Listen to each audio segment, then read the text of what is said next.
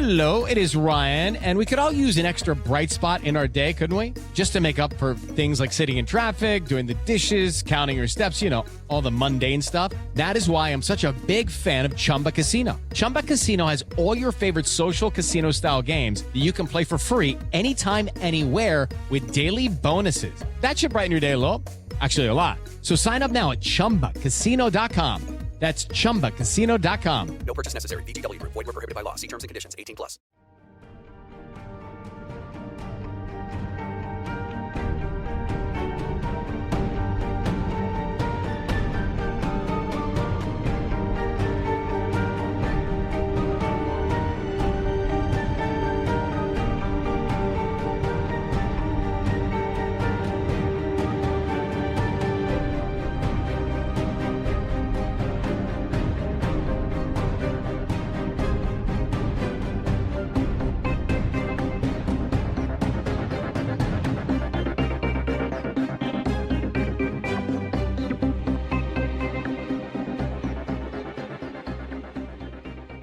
I just call him not quite the Punisher because Thomas Jane did it better.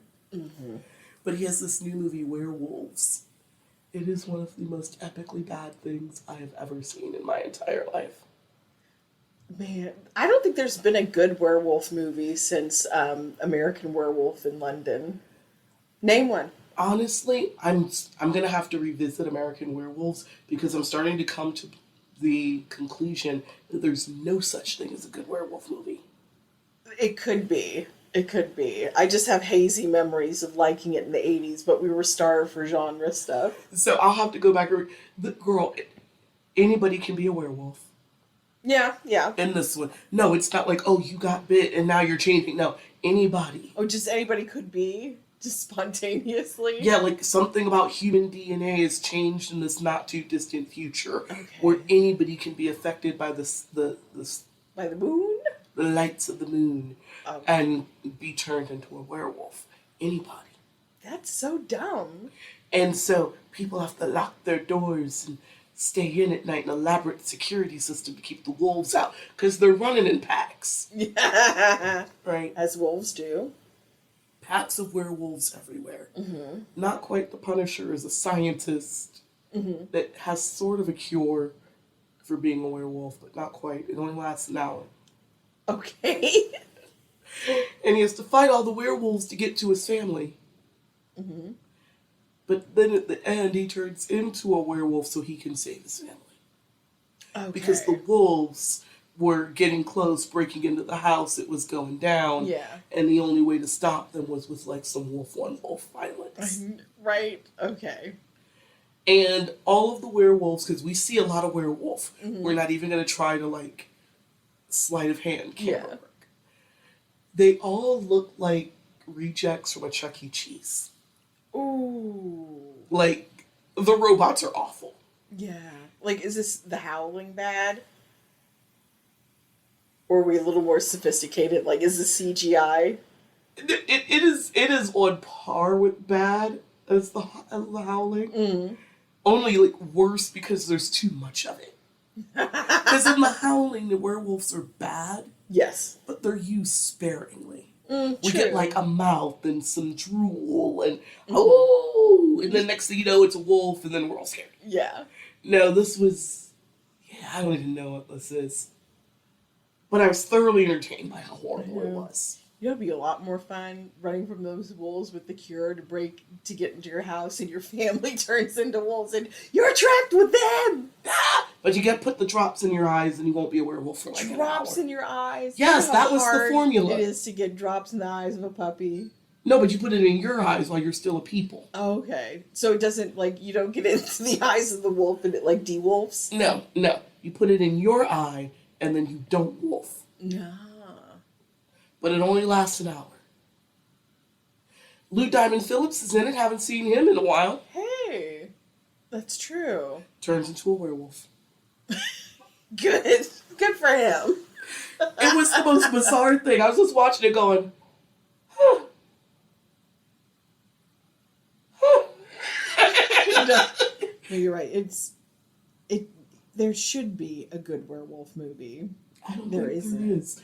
But I am going to go back and visit American Werewolf in London Just to see if is it good, or have I just been told that it's good and I think so because that's what's like right That up there could with be. Scarface. No. Is Scarface good because it really is, or is it because I've been told it's a classic for so long that I'm just rocking with it? I think it's kind of like Fight Club. Just the bros love it so much because it's so bro. Bro, this is my personality, bro. Oh, I'm like, but it is good. I'm so annoyed by it, though. but in case you didn't know where you are, this is not the random movie hour, although it could be. But it is the werewolves are annoying 5 minutes. Yeah. And I'm Samara, I am Jeannie. and this is Talk Deadly to Me. Ooh. Werewolves are fucking That's weird. a direwolf, man. God. Coming back. There's that one that Anthony Hopkins and Benicio del Toro. Yeah, That I was just do. shit. Wolf with Jack Nicholson shit. There's one with Ava Amuri and I forget what one of the 2000s like boy toy eye candy guys. It is amazingly bad. I was going to There's say no good ones. Malcolm McDowell, but no, that was Cat People. God, right? Yeah. Adjacent. Yeah, but I just remember the scene of a full frontal Malcolm McDowell when he's turned back into a people and he's got like a little piece of like gore hanging onto his junk because he's just like finished like murdering somebody as Cat People, and he just like pulls the gore off of his dick and eats it. Nah, as you do. Cat People. Right. But are you ready to pick up where we left off with the continuing saga of Cindy Campbell Ray Yes. and David West? Because now there's a plot afoot. Another? The plot is afoot. There's so much fabrication in these people's lives. It's all a plot. Oh no! It's like a coherent hijinks, shenanigans. We're getting to the actual plot. Ah, Now, Cindy and David may have been broken up, but that doesn't mean that David and Cecilia are off the hook for her. mm-hmm. Now she's calling them both at all hours of the day and night for David and his mother to listen to all of her problems. No one is free. That's true. And this was like before what, like caller ID. Yeah, So you kind of just had to answer your phone. yeah. Unless you had an answering machine. That could True. pick up for you. I don't want to get off on a tangent about how common they were in the early 80s. But that was an option. Yeah, that's true. In one call, Cindy admitted to David that he'd been all along about the Comedy Store guys. I ran out of dick, so I decided you were right. Nobody wanted to fuck her. Yeah. Or no, people did. They just talked to her for like 15 minutes and said, nah. Yeah. It's scared. It went back in. Sorry. Nah. Sorry, ma'am. It's funny how she can grab them, but if you spend more than like Yeah. an hour with her, you're like, and we're done here. Yeah. There's some really vibes. Right? And David, the consummate gentleman, still a sucker for Cindy, would go to her place to help cheer her up. Mark. Fucking Mark. And when David went to her house, yep, he could see that Cindy's gaining weight and letting herself go again. He tried all of his old tricks around unconditional positive regard, yada, yada, yada. Nothing worked. Finally, David just asked Cindy, why can't you just get a job? Get your shit together. Right? Fuck, it's your problem. Cindy just pouted and told David, I just can't support myself. It got so bad. I had to go to my parents for help. Dun dun dun. The evil torture parents. And when she went to her parents, the abuse started up again. Of course. David swallowed hard, tried to hide that he was shaking. When he asked Cindy, is your daddy bothering with you again? Cindy confirmed that the abuse was coming from both parents. Oh my God. Both of them had started again. It was all in full swing. All of it. David wondered if Cindy was just feeling sorry for herself. But he never questions that the abuse is real. Yeah. I mean, it feeds in too much to his, like, white knight shit. White Knight. I wonder if on some level, because he is such a Captain Save-A-Ho, when he sees her falling apart and fattening up, is he a little satisfied? Like, this is what happens when you don't have me to take care of you. Probably. I know, right? Like, he may not admit it out loud. But he's decent enough not to, like, be a ha in her face, but deep down he's like, she needs me. Remember, She needs me. he was like, she's a Rubenesque. Yeah. She's a Baroque. No. She's not Baroque, she's Rococo. You know it, and I know it. She's a Tacky. West. He's He's West. Not Vivian, David West. Like that's his inner monologue. Yeah. He's running through all the great figures throughout history. Masterpiece. And he's like, no, she's none of those things. She's a West. Because I created her. Right. So on some level, yeah, he is probably a little happy Right? that she's falling It's apart. hard to at the imagine him seams. being above it. And this time, she threw her elderly grandma Helen into the mix. Oh, not Helen. See, Nana Helen lives across the hall from Cindy. And according to Cindy, the old woman was in on the abuse with her parents. Of course.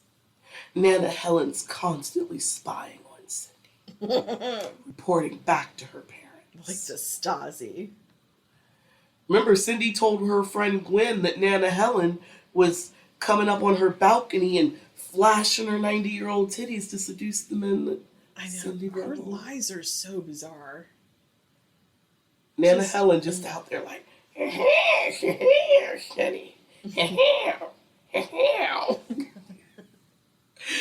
And Nana Helen just wants to trundle down the street to the Piggly Wiggly, pick up a couple cans of tuna fish, Yeah.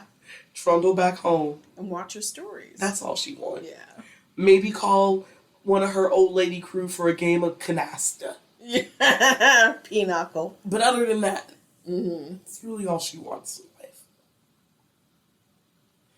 That night, Cindy slept over at David's house for the first time in a long time. And they started hooking up again. Of course. Because no one at the Comedy Store will touch it anymore. Because they know she's nuts. They've been new, but the mask really made thud Yeah. once she wasn't hanging out with David. They already knew she was nuts. Yeah. They just didn't realize how nuts. Yeah. Without David did. Until she's focused on them. Ah! Right? Yeah. Once their sex was over, Cindy told David that she had something to tell them. And then she told him, for real this time, her father's coming on to her again. Oh, that is so, ugh. Is this really in your afterglow? Only this time with greater detail. Ugh. I'll leave y'all imaginations to just run with that. Yeah. You don't need me. I think you got it handled. Ugh. Yeah. We've all read B.C. Andrews and shit. Yeah, like that is the right and true response. Yeah. Yeah. Ugh, brother, ugh. How does that mean voice go? It cracks, ugh. I don't think I like your relationship with your father. I know, right? And much like yourself, this is not David's idea of pillow talk. And he would do his level best to shut down the conversation, but she just kept going. And then Daddy grabbed my boobs. And then Daddy kissed my neck. And then Daddy. And then Daddy. And then David lets her move back in. That is desperate. Clearly, she can't get along without him. No, but still. To let that back in your home. Mm. In May of 1981, Cindy was sitting on the couch with David, drinking a beer and muttering about the abuse that she was suffering at the hands of her family. Yeah. At this point, it's constant. Yeah. Even when she's not talking to David directly, oh, Mama did this, Daddy did this, she's constantly muttering under her breath about they did this, and I'm going to get them. Oh my God, like Gollum. It took the precious. Yeah. It took the precious and then it molested the daughter. Yes. God. It's constant. Also, with her being so greasy and gross, it's very Gollum too. She's constantly muttering Yeah. about how her parents or one of her sisters, somebody did something to her. Yeah. Constantly. Just constantly the victim, eating raw fish, Yes. asking people riddles. I wish she was asking people riddles. That would at least be interesting. She's just sitting there being greasy and drunk and just, I'm gonna have it, you're gonna get it, Oh my Daddy, I'm God. gonna tell That Daddy, is like mental Daddy. torture. If she wasn't such a weirdo and if I were more willing to like give her credit, I'm like, this is some genius level like brainwashing. And then that's when Cindy looked up from her beer and she asked David, do you remember the time When we fell in love, do you remember the time? when you said you'd kill my parents? And the hoe, and the dog. Kill my mom, kill my dad, and the park, In and the butt. Yeah. And the dad. So she's like, do you remember when you said God. that if somebody was doing to you what my parents have been doing to me, that you would kill them? Mm-hmm. David remembered the conversation, but it was a while ago. Mm-hmm. And it was all talk. Cindy told him that, he was right. He was right that day. And they should kill her parents. No! No! Cindy was like, hey, killing my parents is the only way I can ever really be free. Free. Spread my wings. Yeah. Lift my spread my wings and fly away. Like, it's the only she'll never be able to do that Right. if her parents are alive. I know. Right. Oh my God. David sat there in silence, not knowing what to say or do. Normal. A normal, sane moment. And since he's not saying anything, Cindy keeps it up, saying that, look, my parents should die. All the horrible things that they've done to me over the years, if you killed my parents, I wouldn't blame you. And then he was like, oh shit. She ain't playing. She is serious. And so now he's trying to pump the brakes on the conversation. Yeah. That was hyperbolic. I'm not killing anybody. Yeah. That's just sexy talk, baby. He was like, I was just trying to drive home the point that nobody should tolerate that type of abuse Yeah. from anyone. I True. wasn't trying to volunteer to off anybody. Yeah. I wasn't doing that. No, he's like, I was thinking more no contact. Yeah. Like, don't talk to them anymore. Don't go over to there. Low Let no me contact. take care of you. I'm Yeah. Captain Save-A-Ho. Let me save you. Yeah, just like low no contact. Yeah, I like street violence. I don't do this. No. Whackings, assassinations. No. So David finally got himself together and told Cindy, look, they're your fucking parents. You want them dead so bad you do it your goddamn self. Yeah, this should be an artisanal murder. Handmade. Don't farm it out. Look, it's a family problem. Right? And I am not part of your family. That's exactly. We broke up. Like, you do it. And to which Cindy said, but I don't know how.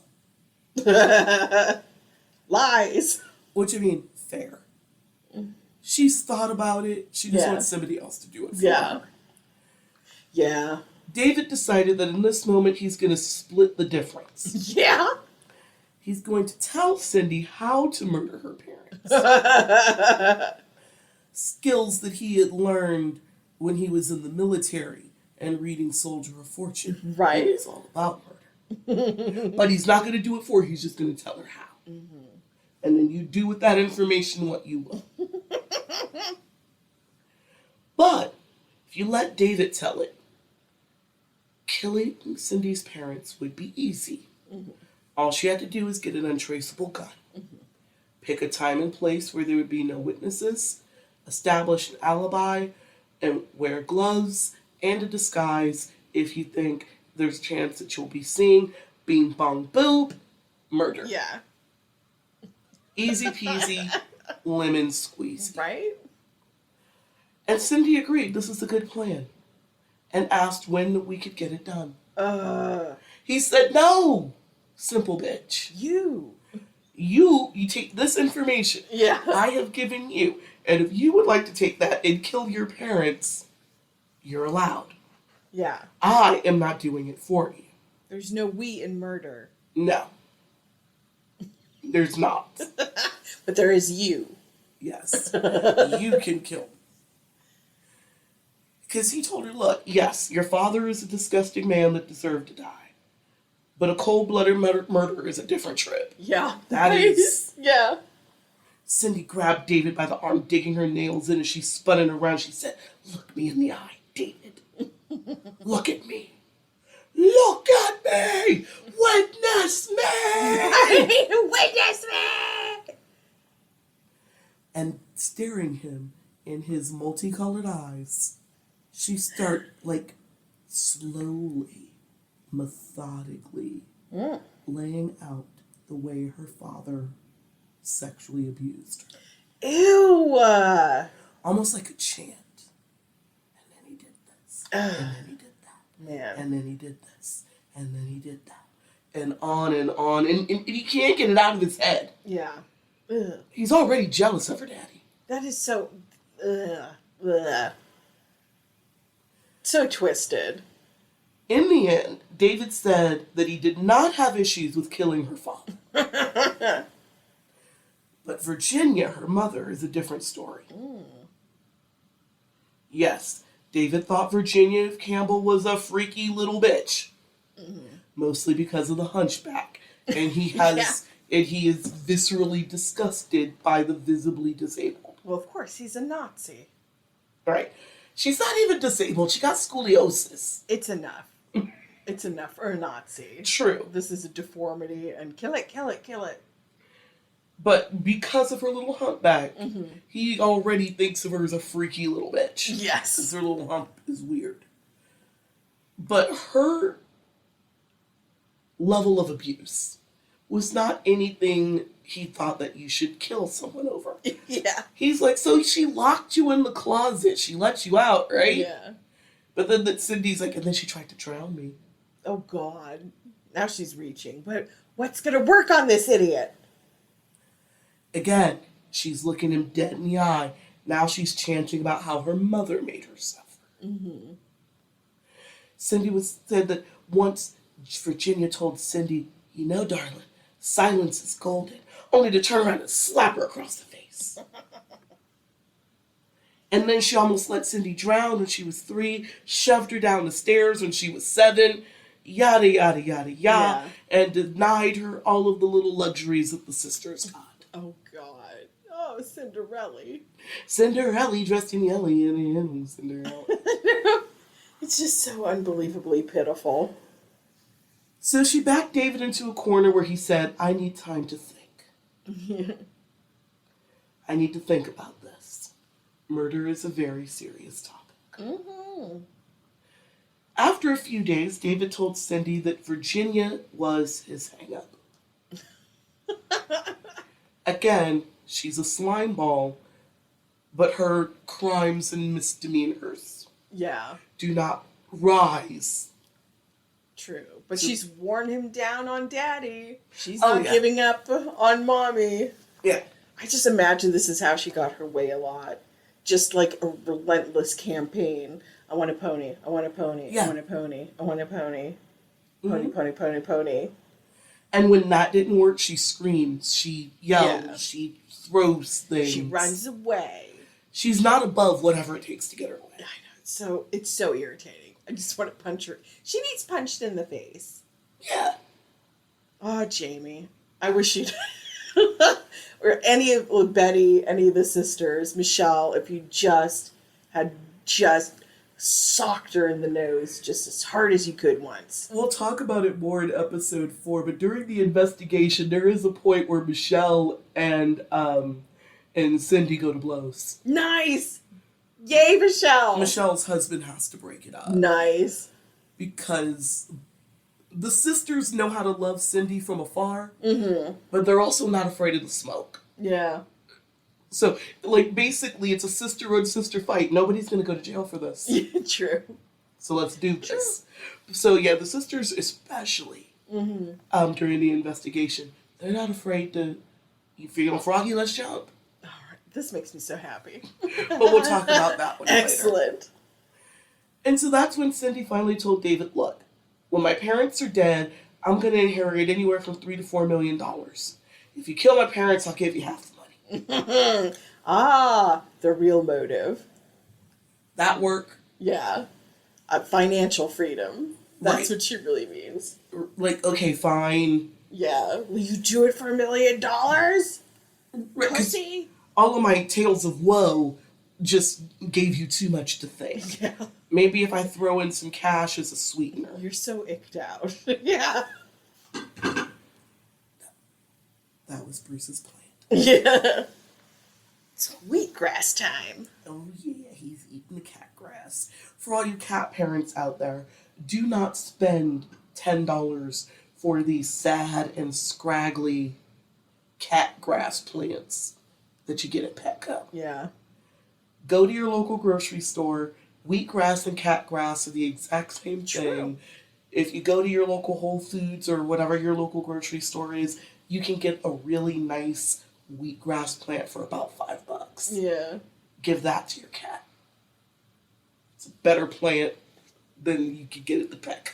Happy, healthy, frugal. Exactly. You know, a bitch loves a sale.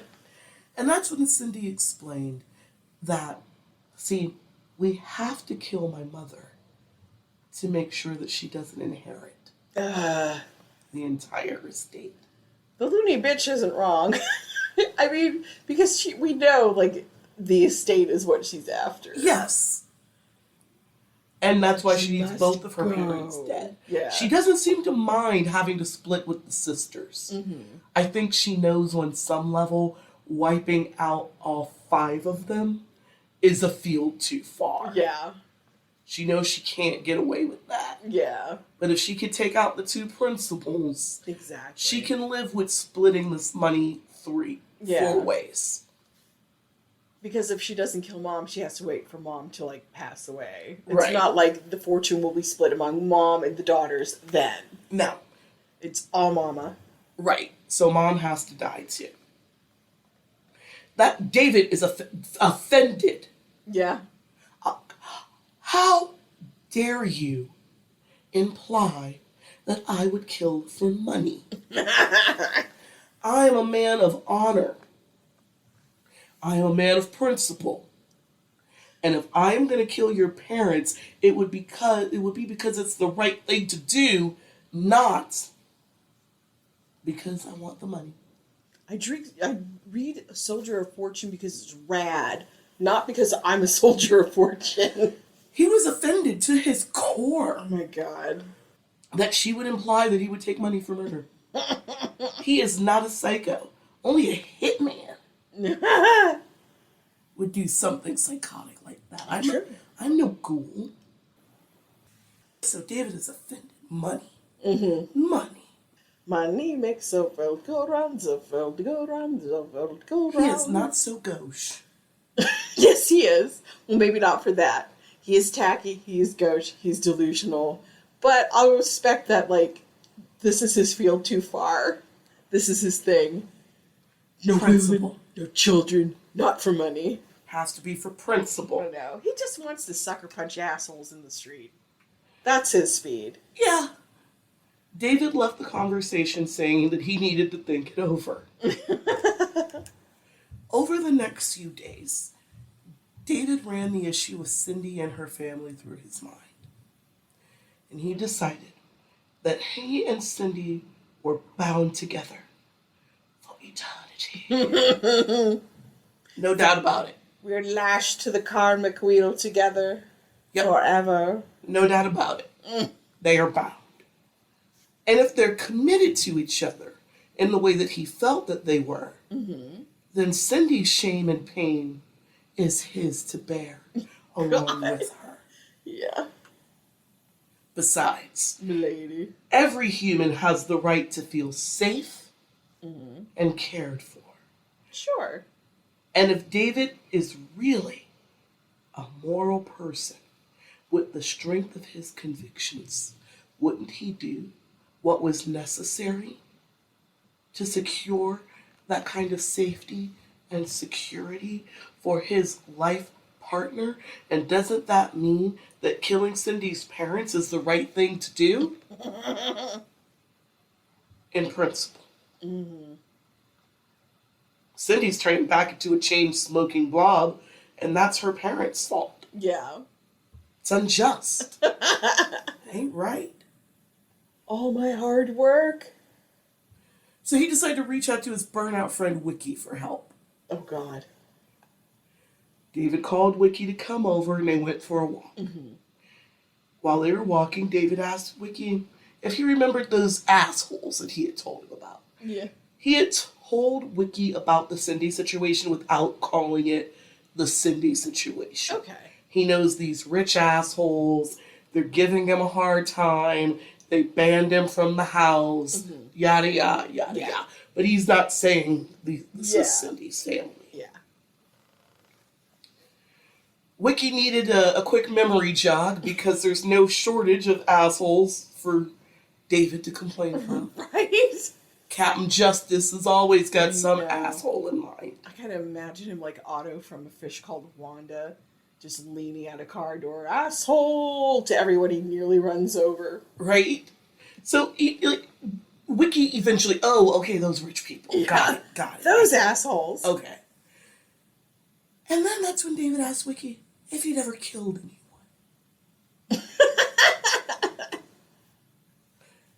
Wiki said that he hadn't, but he felt like he could if it was a combat situation. Combat situation. Like he's not a psycho. Yeah. He's not just gonna go around killing people. Yeah. But like a combat thing, he could do it. Yeah.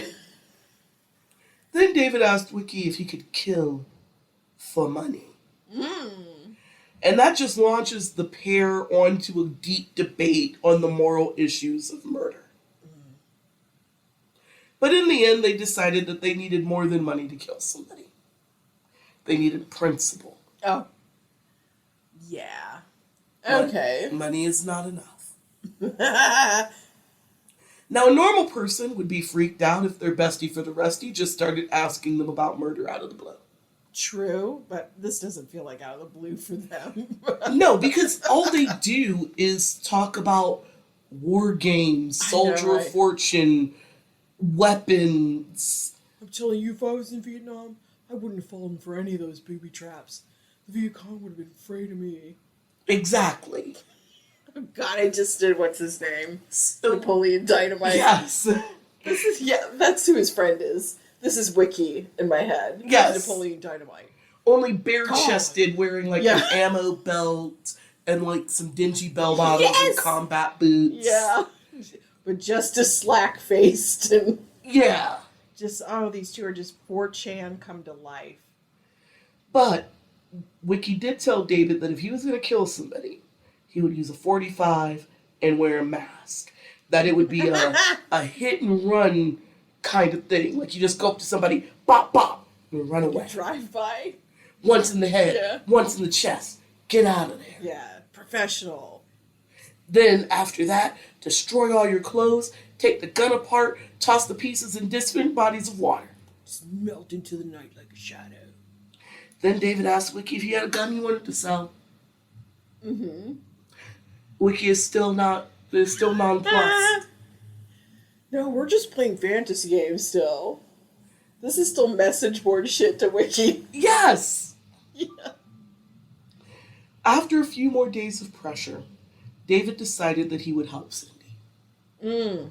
Because while he's going back and forth, talking to Wiki, mulling it over.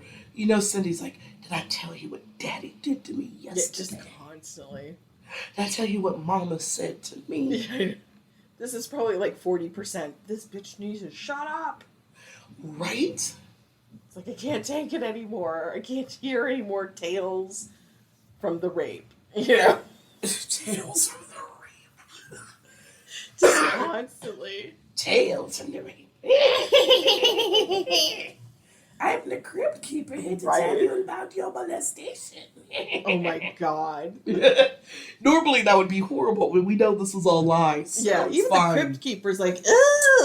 Oh, yeah, a bit much. Take my name out of your mouth. This is a bit much for me. Yeah. I just He like would go back into that. murders. Right, he would just go back into that coffin so fast. No murder is worth this. Right? So David decided that he had to kill the Campbells to save Cindy. Oh god. He said it was like pruning apples. It's going to be pruning apples. Right? Moron. Got an apple tree. Yeah. There's a few bad apples on the branch. You prune the branch. You save the tree. Cindy is the tree. The parents are the apples that need pruning. Besides, he wouldn't be a real man if he continued to let Cindy suffer at the hands of her parents. He has no choice when you really sit down and think about it. By the idiotic rules I have set up for myself, I must do this really brain dead thing. Right. Just like this. Yes. Now touch it again. Touch me. Touch it. Later that night, Davy drove Cindy to her parents' house. He told her to sleep over and find a way to unlock a ground floor window. It's Tuesday, June 8th. James and Virginia were going to be back from a trip to Europe the next day. Later that night, Cindy called David to let him know that Maria, the housekeeper, had seen her messing with the windows. Oh. But she had gotten one unlocked. David thought to himself, this isn't the best start for what should be the perfect. Ah, a brain cell bumped up against the other brain cell. This Danger, is danger. not fortuitous. Yeah.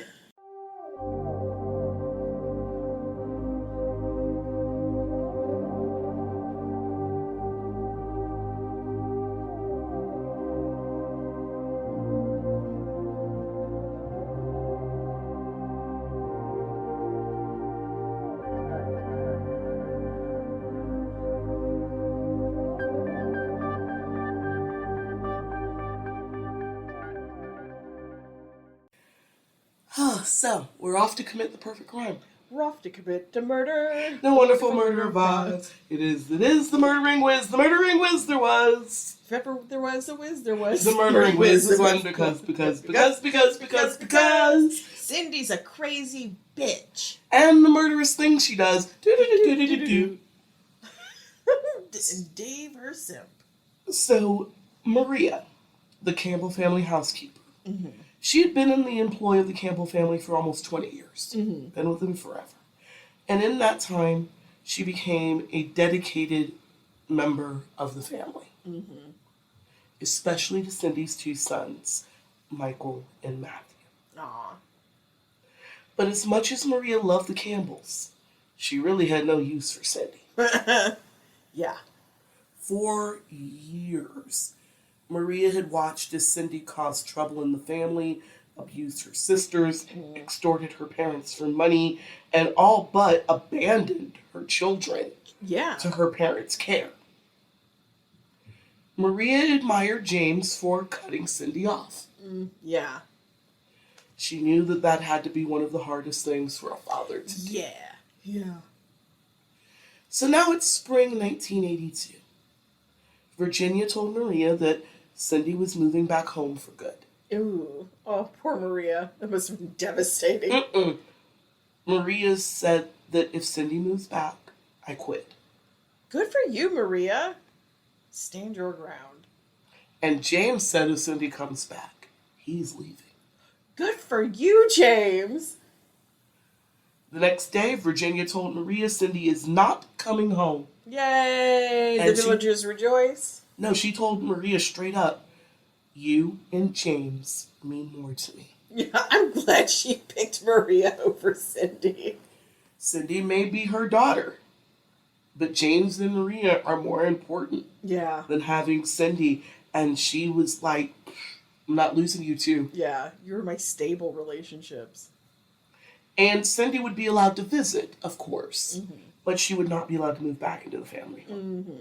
So Maria stayed, and so did James. The day that David dropped Cindy off at the house to sleep over, Maria saw Cindy walking around the yard barefoot, carrying her shoes. Then she saw Cindy step into a flower bed and start to tamper with the downstairs windows at the boys' bedroom. Ooh. Maria came outside and said, no, Miss Cindy, Miss Cindy, Miss Cindy. No need to go in a window. I can let you in the house. Right, weirdo. And then, knowing that she's caught, Cindy just goes into the house with Maria. But Maria makes a mental note to start checking the windows before bed, because it was weird. Yeah. When Cindy left the house the next day, she left with 2 bags of groceries and some household goods. Parting gifts. Candlesticks. Yeah. Towels. A couple rolls of toilet paper. Yeah. Just shops her parents' house. Yeah. Essentially. Just shopping her parents. After Cindy left, Maria checked the windows and found that the boys' bedroom window was unlocked. Maria decided not to say anything to the Campbells, but again, she makes a mental note. Yeah. Check the windows. Friday, June 11th, 1982. Cindy is back at her parents' house and was berating her mother for not taking her shopping or handing over a credit card or cash or any of the other ridiculous reasons that she finds to menace her mother. Yeah. Virginia was crying as Cindy screamed at her. Maria didn't step in because it's not her place, but she wished that the Campbells would either send Cindy away or send this bitch to a priest until she learned respect. Right. Maria is profoundly Catholic, but she is also a woman of the world. Yeah. Therapy or priest. One of the two. Something's got to give. I could just imagine her going to like mass and lighting the candles and Yes. St. Jude. Help these people in their hopeless situation. Maria lives in a apartment above the garage, and she says the like mother-in-law.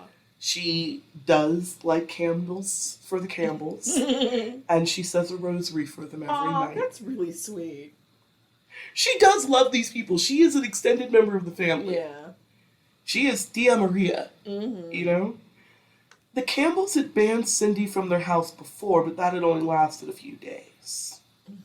Because Virginia would tell Maria that it's okay to let Cindy back in the house. Maria's like, no, it's not okay. But Virginia would tell Maria, Cindy is in the house, but don't leave me alone with her. Wow. She's afraid to be alone with her daughter. Maria's like, no, that's not right. Right? Every night before bed, like I said, Maria lit candles and prayed for the Campbells. She said a rosary for them. And prayed that the Blessed Virgin would take the hate out of Cindy's heart. Oh, that's a lovely prayer. Ain't gonna get you nowhere, but she tried. Right? Maria's a lovely person. I understand why Virginia chose her. Yeah. One day, Cindy's son Matthew ran into Maria's apartment crying. When Maria asked the then 7-year-old what was wrong, he said, there's a lot of problems. Oh. He said, Cindy's been fighting with Mom and said that she was going to kill Mom with a gun. That's right. These boys call their grandparents Mom and Dad. Oh, wow. Cindy is Cindy. God, Wow, what a failure. So when she says, when Matthew says that Cindy's going to kill mom with the gun, he's talking about Virginia. They are mama and daddy. Yeah. Cindy is Cindy. I mean, they know Cindy is their mother, but... Yeah, but she's not their mom. No. Yeah. But they know who sniz they slithered out of. Yeah. Sadly. The weekend after the Campbells got back from Europe, Jim played golf with some friends. Later that night, one of Jim's golf buddies had a horrible nightmare that Jim and Virginia had been killed. Wow. The dream was so vivid that he flagged down Jim in the office the next day like, bro, wow, let me tell you about this fucking dream. Are you and Virginia okay? Because this shit was intense. Wow. And as he was telling Jim about the dream, Jim was like, hold on. Put a pin. He called Virginia in to finish hearing the whole story. And after he told them about the dream, he thought that they were going to just be like, whoa, that's crazy intense. Yeah. And they just got real quiet and real somber. Not the reaction God. Yeah. that he was expecting. Yeah. When he told them about the lucid dream. Later in the week, Jamie called her parents to make arrangements to come home for summer break. Something she always looked forward to since heading out to Tennessee. Yeah. Only this time, instead of talking about flights and car rental, Virginia told Jamie to stay in Tennessee. Oh my God. Don't come home. Wow. For a hot minute, Jamie's feelings are hurt. Well, yeah. Her parents always look forward to having her home. Why don't you want me home? You're right. But then she thought about it, and she could hear the fear in her mother's voice. Whatever it was something to do with Cindy. She didn't know what, and she knew her mother wasn't going to tell her. Yeah. Because remember, Virginia won't badmouth one daughter to another. Yeah. Even though she should. Right? Yes. Jamie tried to press her mom for more information, and all she got was, look, just skip the summer visit. We'll see you after summer break. Maybe we'll go up there for spring break, but you can't come. Yeah.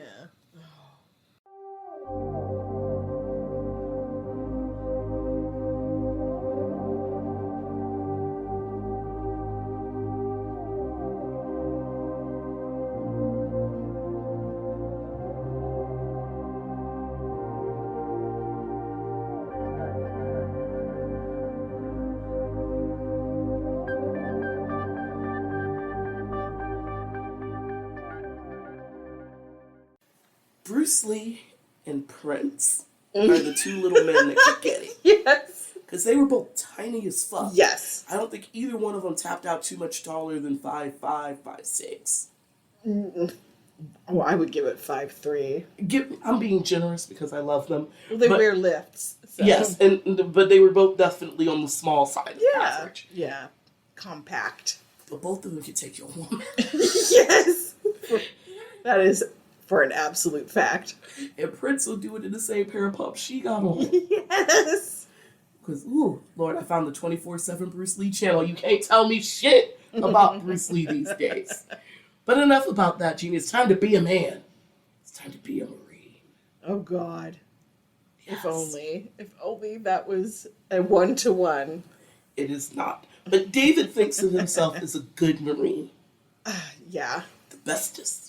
Well, he thinks of himself as a man to begin with, so. Walk like a man. Just like a man. I don't know the What lyrics group to is that? one. I hate them. The voice. I hate that guy so much. I want to say Frankie Valli, but I think I'm wrong. It's in that genre of species of. But the play Jersey Boys is about him. Oh God. But that's the guy. That guy's voice. Yes. I hate it deeply. So once David had made the decision to kill Cindy's parents, he had no choice but to follow through.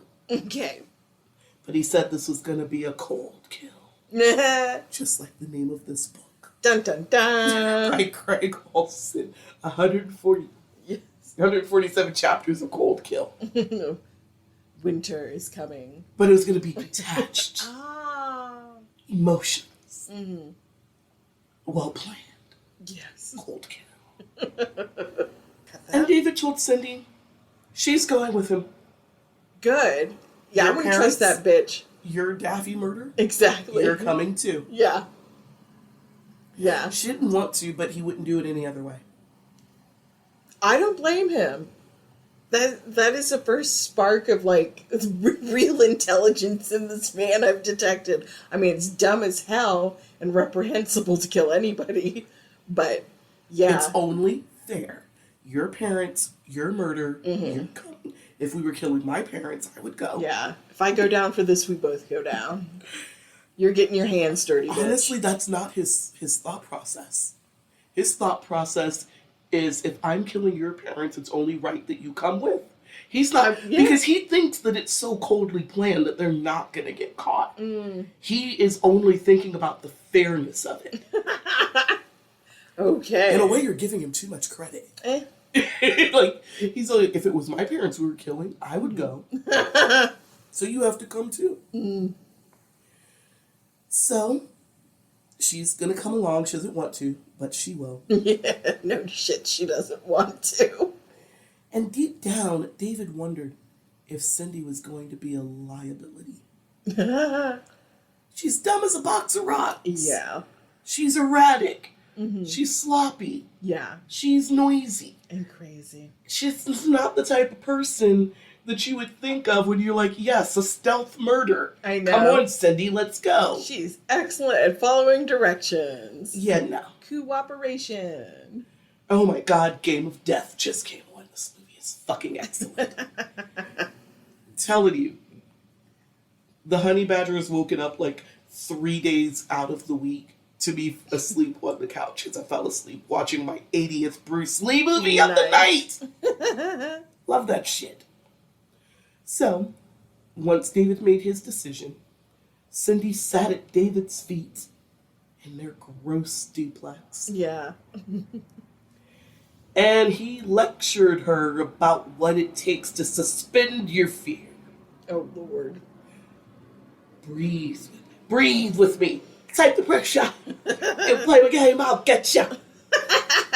Psychosomatic, addict, insane. Only not fun. Yes. Not nearly as fun as that song. Right?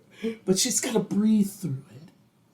Get a all of the tips about how Marines get through the fear. Blah, blah, blah, blah, blah, blah, blah. Just mansplaining away. David also teaches Cindy some hand signals. Oh my God. So that they could communicate without talking. Very professionally. Like mercenaries. Yeah, I'm sure he got the hand signals from Soldier of Fortune. Yeah. He also taught her how to control her breath. Deep breathing. God. And walk up the stairs without making noise. How to stick to the walls is not to be seen. Oh my God. For a man who actually was in the Marines, this is so amateur. Oh, God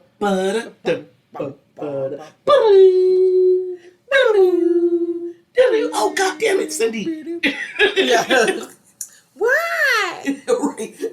She could be a liability. It's possible. True. Yeah. 2 nonsensical thoughts, but only one of them works. Yeah. Yeah. And they also spent some time working on their alibis. David knew that they would be questioned after the murders. Of course they would. Yes. They're her parents. Yeah. You know, and because he's dating her, he falls under the close friends and family thing. Yeah. So he knows that he's confident they're not going to get caught. I know. I love that they're self-aware enough to know that that the finger will be leveled directly at Cindy right away after these people die. Or she will at least be in the first group of people that they talk to. Yeah. For sure. So, he told Cindy not to be too cool when they got the news. wail about it, cry, moan, be upset. Yeah. The cops are supposed to want you, they're going to anticipate you're upset. Mm-hmm. Your parents have just been murdered. Don't be so upset that it's weird. Mm-hmm. But don't be nonchalant. Yeah. Okay? He needs her to find that Yeah, you have to sweet be spot. just the right amount of upset. David also told Cindy to watch out for the cops and their dirty tricks. See, he told Cindy that the cops are going to come to you. And they're going to say things like, well, David told us this. And David told us that. Mm-hmm. We found this at David's house. Don't listen to him. Don't fall for it. Those are cop tricks. Yes. I mean, he ain't wrong. Three things. Mm-hmm. And only 2 things are right for the reasons I know, that right? they are. Yeah. Cops do play those types of dirty tricks. True. But it's okay for Cindy to fall for them. Cindy is the one that came up with throwing some red herrings into their stories to throw the cops off their scent. Cindy's going to tell the cops that they went to a bar, but she didn't know the name of the place because it's a place that they didn't frequent often. So she was going to call it like the Pink Poodle instead of the Pink Pussycat. Yeah. Okay. That kind of get it along. Uh-huh. Like, you're known, but you're not known, Yeah. kind of a thing. So as they made their plans, Cindy asked David, How do you know so much about murder? You want to guess how David knows so much about planning a murder? I'm going to say Columbo. Close. Nice. Was it Bullet? David learned everything he knew about murder from his mother. Oh. How is that close to TV? Because Cecilia likes to watch all the propaganda. Oh, And she watched Columbo. And she makes a game out of punching holes in the plot. Oh, Lord. She's one of those people that watches a mystery just to tell you how bad it was. Okay. Like, if she can figure it out, it's not worth it. Yeah, I mean... She's 6 of one, half dozen of the other. Yeah. It is fun to try to figure it out. Oh, yeah, absolutely. But she's the kind of person that she figures it out. Nobody would ever act like that. This is contrary to the human. She's like shitty about it. Yeah. Not like fun murder mystery solving. Yeah. You know? And so he would hang out with his mom watching propaganda and murder shows. And since she likes to criticize TV and punch plot holes, she taught him how to do the same. Oh my God. Yeah. Secondhand TV knowledge. Ooh. And using the same methodology that his mother uses to disprove plots on Columbo, or God only knows what. Yeah. But using that same methodology, he would create a foolproof plan. Because he would make the plan, find the holes. Punch one plot hole. Well, Yeah. This is what I need to fill. Oh, here's another one. Fill it, and keep punching holes and refilling them until there's nothing left to punch. Mm-hmm. And that's how you create a foolproof plan. God. He didn't count for the fool making it. Cecilia taught him everything he knows.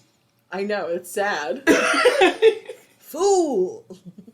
Eventually, David asked Cindy how their plan may affect her kids. She does have 2 children. Yeah. Ages, I think they're... Who called their grandparents mom and dad. Yeah. Daddy and mama, just like the other girls. Those poor kids. And Cindy, you're like, no, they'll be good. Yeah. As far as she can tell, because she doesn't spend that much time with the children, Yeah. the kids are more attached to Maria than her parents. We're not killing Maria, so they'll be fine. Yeah, when I get my money, I'm not going to fire Maria. I'll still make her take care of my children. Yeah. I'm not taking care of my kids. So she's fine. Yeah, the kids will get over it. Next, David went out and bought oversized men's clothes, masks, shoes, everything that would be big enough to cover their shape. Would just look like a big guy and a small guy. Yeah. Kind of a thing.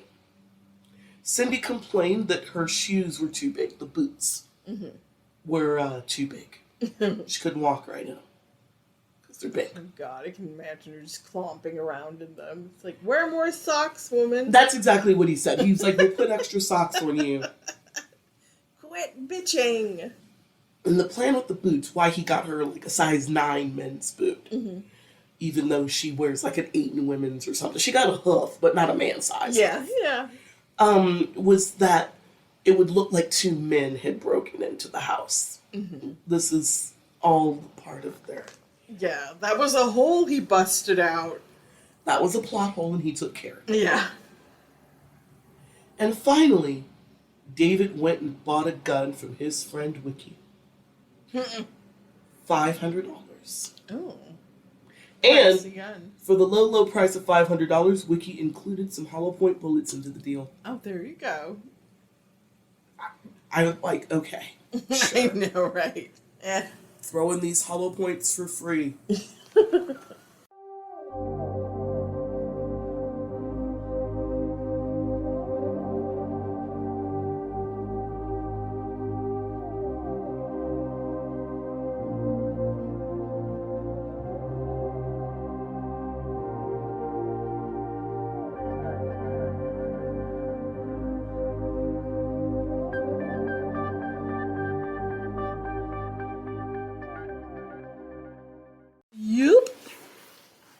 Here we go.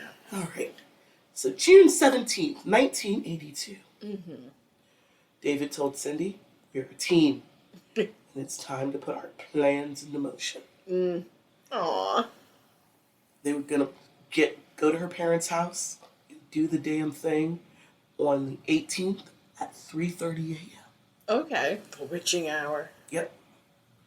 So that Friday evening, June 18th, Maria joined Virginia and Matthew, one of Cindy's boys, on an evening shopping trip. Normally, Maria enjoyed these outings with the family, with the niños and the missus. Yes. But this time was weird. Virginia was jumpy. Had a lot of nervous energy. Mm-hmm. Something's clearly bothering her. Yeah. And it's sucking the joy out of the experience. Mm-hmm. And Maria rightfully assumes that Virginia's anxiety has something to do with Cindy. Yeah. Most of the bad things that happen in the Campbell family has something to do with Cindy. Yes. Fact. She's a bad thing. Mm-hmm. She's a bad penny. Yeah. Can't get rid of it. For the past 4 days, Cindy had been calling the house incessantly, asking for money. That day, Maria, Virginia, and Matthew, when they returned from shopping, it was about 9 p.m. Mm-hmm. It was a hot and sticky evening in Houston. 9 p.m. and 90 degrees, making me homesick for Phoenix. What the fuck? Over the previous summer, when I was home last summer, it was 120 degrees. I know, right? Ugh. And I went to a late night arts fair market for it was First Friday. Yeah. And first Friday of every month in Phoenix, there's a big art fair that happens downtown, lots of local vendors, Normally it starts at sundown. It was so hot that First Friday didn't start until 10 p.m. I believe it. And even then it was That summer was brutal. even then it was 105. It was so hot that some of the laws around nightclubs and stuff in Phoenix have changed. So nightclubs used to be like most clubs. You open at 10, you close at 2 a.m. Yeah.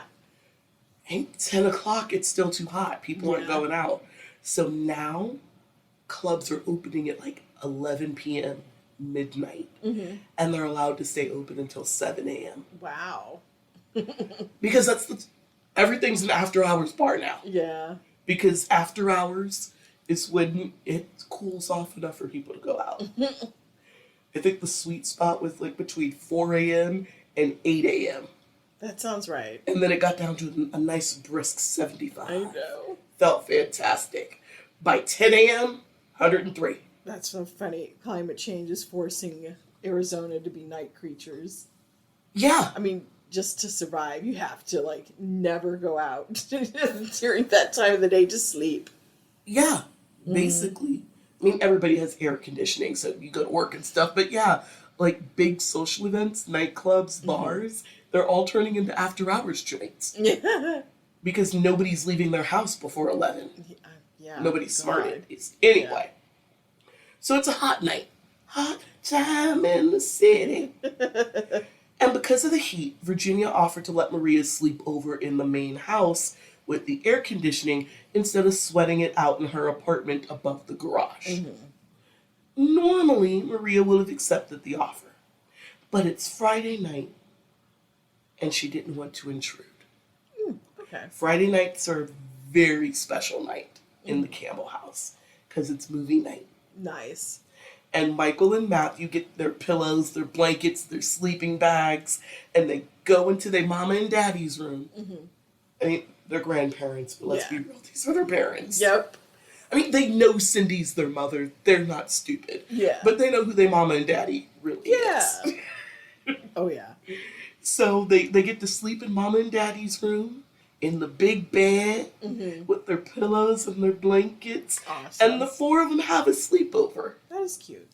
And they take turns watching, like, they watch the late night shows because it's 1982. Yeah, Johnny Carson. He's still alive. Jay Leno's a thing. Yada yada. What's Leno? No, that's pre Jay Leno. This would have been Letterman would have just started. Yeah, so they're doing the late night talk show thing, and then they're putting in like a DVD, VHS. You know, Betamax. Yeah, videos of cartoons for the kids, some horror movies, Star Trek. Yeah. Just a good old-fashioned family camp out in front of the TV. Yeah. Snacks, and everybody just, you fall, wherever you fall, that's where you sleep. Yeah. Kind of cute. a thing. Very cute. And then, of course, by midnight, 1 a.m., all four of them are probably asleep. Yeah. It's just a big old puddle of loving people. Yeah. Sounds great. It does. As the Campbell family was getting ready for their Friday night ritual, David and Cindy are preparing to put their plans into motion. Dun, dun, dun. Earlier that day, Cindy had gone to her parents' house to pick up the $10 she had been begging off of her mom for 4 days. Yeah. While picking up the cash, Cindy checked the windows in the boys' room once again, unlocked the window. Maria's been coming up behind her to make sure the windows are locked. Yeah. Go Maria. David waited for Cindy in the driveway, and while he was waiting, he noticed that the light for the security system was off. And he feels that luck is on his side. Yeah. Just in this moment. When she got back in the car, Cindy told David that the windows had been locked, but she'd been able to unlock it again. And David's like, that pinche punta, idiota maid. Watch your mouth. Maria. Yeah. Yeah. And then, of course, now he's mad that he's banned from the house for insulting Maria, because if he wasn't banned, he would have been able to do the windows himself, but he can't because it's all her fault. Yeah. And he's spiraling, girl. He spirals. Of course. Anytime Maria comes up, he spirals. It's very, very weird. That woman ain't done nothing to you. No, it makes sense. He's a Nazi. I know, but it's just weird. She ain't done nothing to you. She's not. Yeah, but yeah, it makes sense though. Okay, I'll let you have it, because to me, I'm like, bro. No, I mean, to normal people like us, it doesn't make sense to be mad at her. But this little Nazi who, like, treated her like trash and she's valued, I could see why he would blame her. So he goes on his little mini anti-Maria spiral. Yeah. Just, okay, girl. Okay. Yeah. Next, they went to a movie, but the line for E.T. the Extraterrestrial was too long. Instead, they went to a new bar where David made a nuisance of himself by showing the bartender how to make some exotic cocktails. I'm sure that bartender was very annoyed, but you don't get tips for cursing out customers. I know, right? It must have been, how tedious. They did not say what his idea of an exotic cocktail is, but I bet you it's Mai Tais and Old Fashions. Yes, you know it. Oh my god, how tedious. What a fucking know-it-all. Vodka and pineapple is probably exotic for him. And then they went to one of their regular spots where they played darts until the place closed at 2 a.m.